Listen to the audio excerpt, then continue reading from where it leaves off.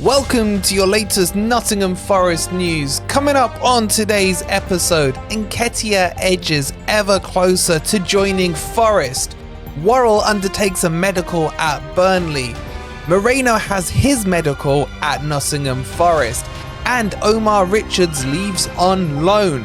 All this and plenty more coming up today on your latest Forest news. Let's get into it.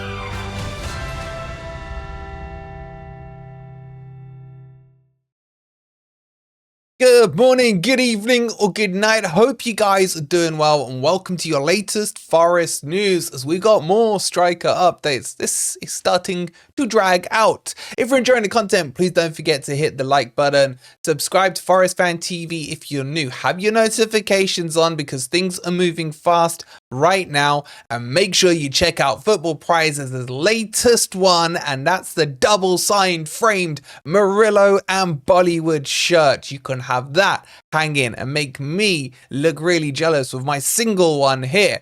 You can also insta-win a Felipe shirt and a Tuffalo shirt as well. Scan the QR code or click on the link that's pinned in the comments.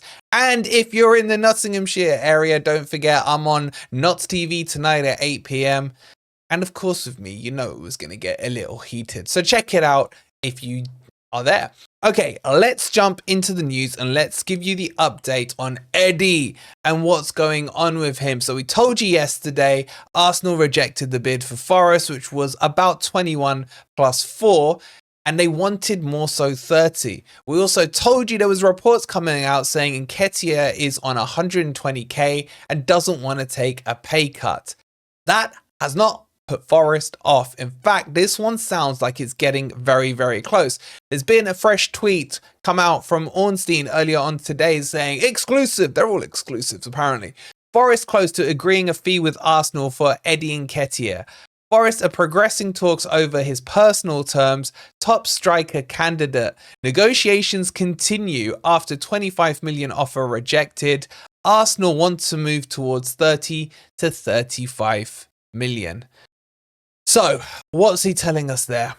He's basically telling us that Forest weren't put off and are probably okay with the valuation Arsenal have. Now, what I think is going to happen here is Forest are going to come back with 25 mil and then 5 in add-ons, and that brings it up to 30.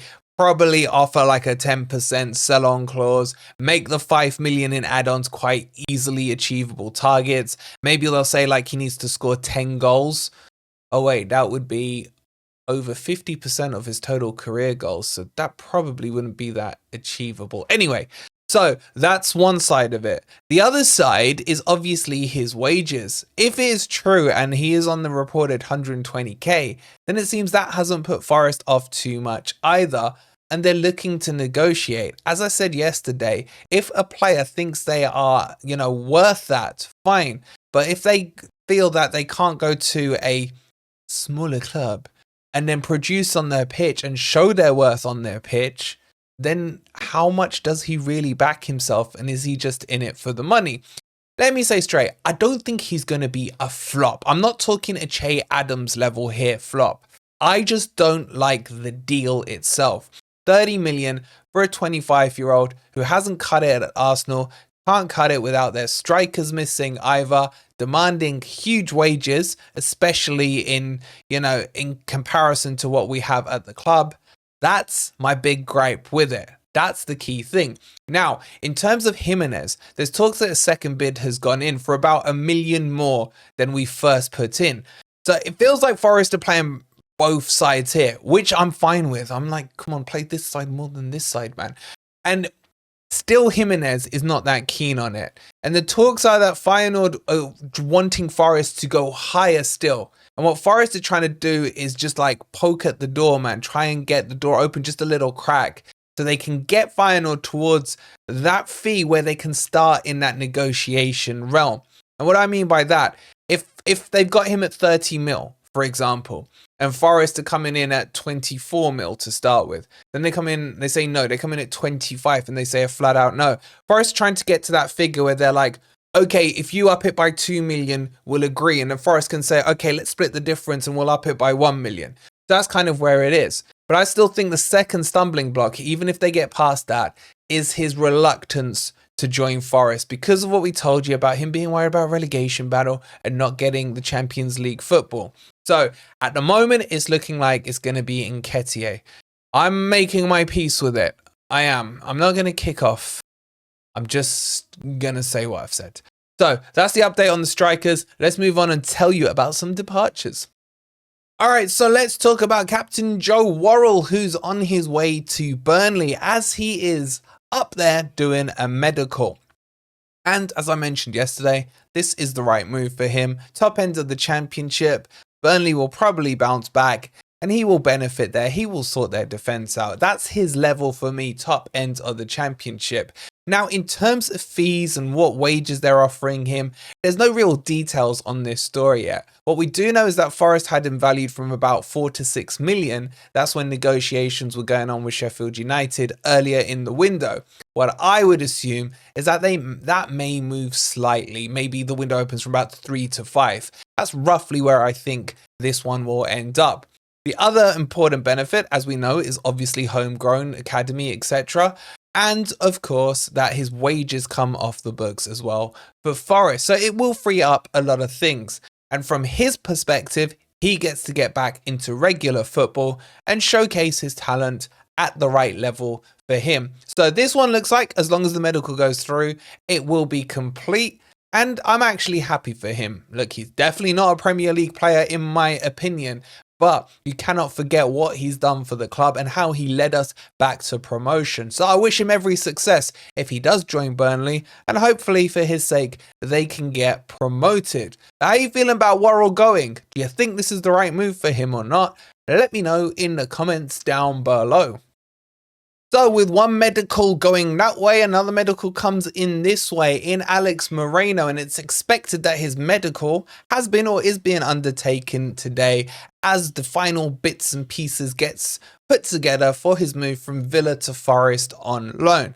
And I'm slowly warming up to this one. It's the more calm I think about it, the slightly warmer I'm feeling about it, because and I've spoken to a few of my Villa mates and they all do praise him highly. It's just his injury record for me that is a worry, and of course his lack of wanting to have come to Forest in the first place. But he is here now, or in the process of being here now. It is a here we go. Romano did it yesterday, so this one should be just dotting the I's and crossing the T's.